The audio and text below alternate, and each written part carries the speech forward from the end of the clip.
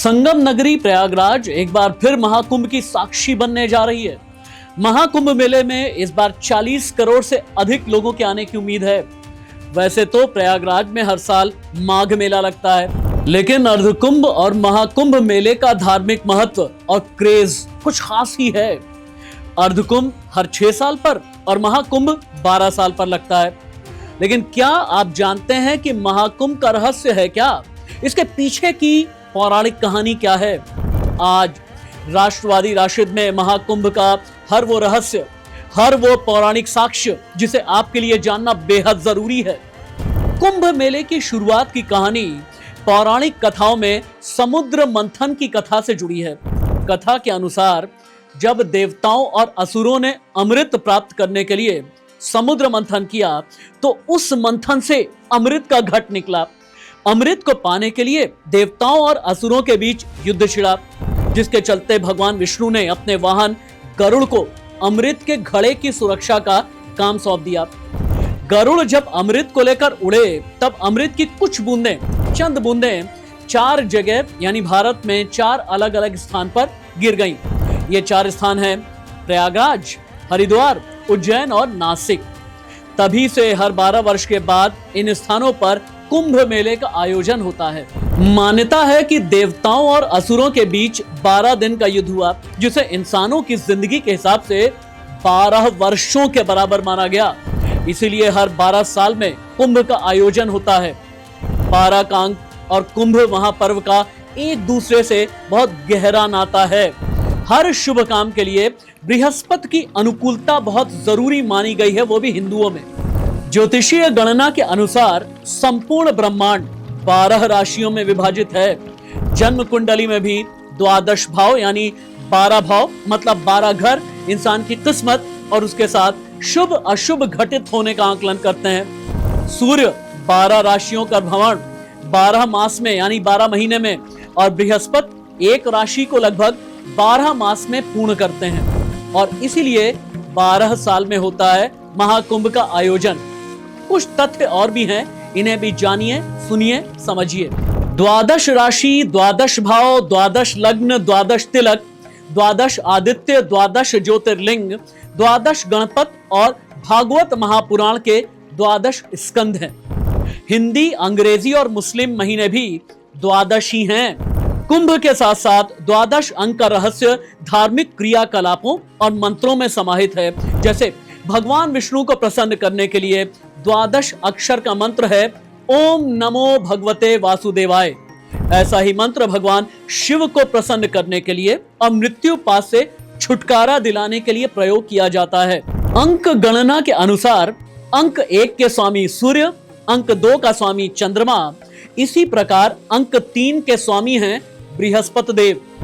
12 अंक को जोड़ने पर मूलांक क्या आता है? 3, जो देवगुरु बृहस्पति का शुभ अंक है। 3 अंक की महिमा बड़ी ही निराली है। ब्रह्मा, विष्णु, महेश त्रिदेवों का आशीर्वाद ही पृथ्वी के अस्तित्व का आधार है। जैसा आपके राष्ट्रवादी राशिद ने पहले भी बताया, देवासुर संग्राम 12 सालों तक चला और 12 स्थानों पर अमृत गिरा। 8 जगह देवलोक में है और 4 जगह पृथ्वी पर। पृथ्वी पर ये 4 स्थान हैं प्रयाग, हरिद्वार, उज्जैन और नासिक। हर स्थल पर कुंभ मेला 12 वर्षों में एक बार लगने का मुख्य आधार बृहस्पति की गति से ही संभावित है, इससे संबंधित है, क्योंकि बृहस्पति एक राशि में लगभग 12 महीने रहते हुए 12 वर्षों में यानी 12 साल में 12 राशियों का भ्रमण पूरा करते हैं और लगभग 12 वर्षों के बाद उसी राशि में स्थित होते हैं जहां वो 12 वर्ष पहले थे। बृहस्पति की 12 वर्षों की पुनरावृत्ति ही कुंभ का मुख्य आधार है। अब आप समझें महाकुंभ के कितने राज हैं, कितने रहस्य हैं और ये कितने गहरे हैं। कुंभ मेले देश में उन जगह पर आयोजित किए जाते हैं जहां पर एक संपूर्ण ऊर्जा मंडल तैयार किया गया था। चूंकि हमारी पृथ्वी अपनी धुरी पर घूम रही है, इसीलिए ये एक अपकेंद्रीय बल यानी केंद्र से बाहर की ओर फैलने वाली ऊर्जा पैदा करती है। पृथ्वी के 0 से 33 डिग्री अक्षांश में ये ऊर्जा यानी एनर्जी हमारे तंत्र पर मुख्य रूप से लंबवत और ऊर्ध्व दिशा यानी हॉरिजॉन्टल और वर्टिकल में काम करती है। खास तौर से 11 डिग्री अक्षांश पर ये ऊर्जाएं यानी एनर्जीज बिल्कुल सीधे ऊपर की ओर जाती हैं। इसीलिए हमारे प्राचीन गुरुओं और योगियों ने गुणा भाग करके पृथ्वी पर ऐसी जगह को तय किया जहां इंसान पर किसी खास घटना का जबरदस्त प्रभाव पड़ता है। इनमें से कई जगह पर नदियों का समागम है। इन्हीं स्थानों पर स्नान का विशेष लाभ भी है। अगर किसी खास दिन कोई इंसान वहां रहता है, पूजा करता है, उपासना करता है, तो उसके लिए दुर्लभ संभावनाओं के द्वार खुलते हैं।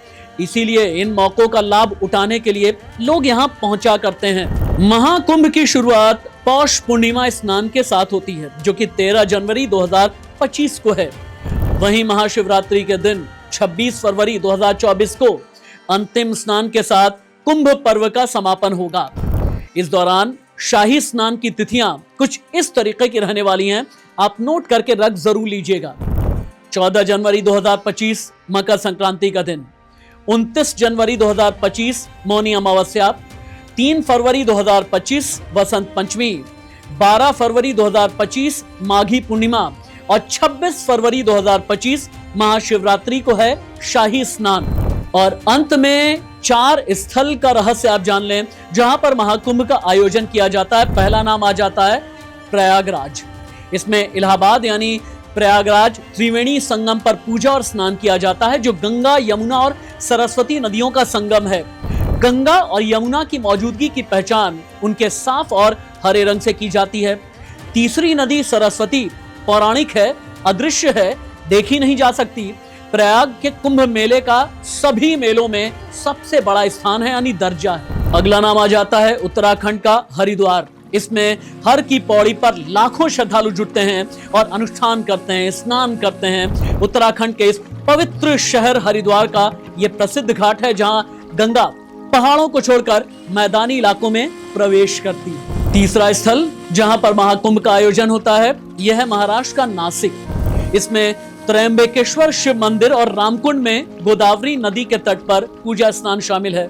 इस मेले को नासिक त्रयंबकेश्वर कुंभ मेले के नाम से भी जाना जाता है। जानते हैं आप, देश में 12 में से 1 ज्योतिर्लिंग त्रयंबकेश्वर में ही है। यह स्थान नासिक से 38 किलोमीटर की दूरी पर स्थित है और गोदावरी नदी का उद्गम भी यहीं से हुआ। 12 साल में एक बार सिंहस्थ कुंभ मेला नासिक और त्रयंबकेश्वर में ही होता है। फिर मध्य प्रदेश का उज्जैन, इसमें क्षिप्रा नदी के तट पर अनुष्ठानिक स्नान शामिल है।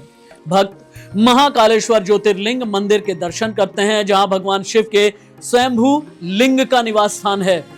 उज्जैन का अर्थ है विजय की नगरी और ये एमपी की पश्चिमी सीमा पर है। इंदौर से करीब 55 किलोमीटर दूर क्षिप्रा नदी के तट पर बसा उज्जैन पवित्र और धार्मिक स्थलों में से एक है। तो दोस्तों, मित्रों, पुण्य कमाना है तो महाकुंभ में आइए। जहां पर नदियों का समागम है वहां से पुण्य कमा करके जाइए। आपके अपने राष्ट्रवादी राशिद का मकसद यह है कि आप शाही स्नान के बारे में जानें, अपनी जड़ों के बारे में जानें, अपने धर्म और पुराण के बारे में भी जानें। अंत में हमेशा की तरह वही बात, न स्याही के दुश्मन न सफेदी के दोस्त, हमें आईना दिखाना है, दिखा देते हैं। नमस्ते।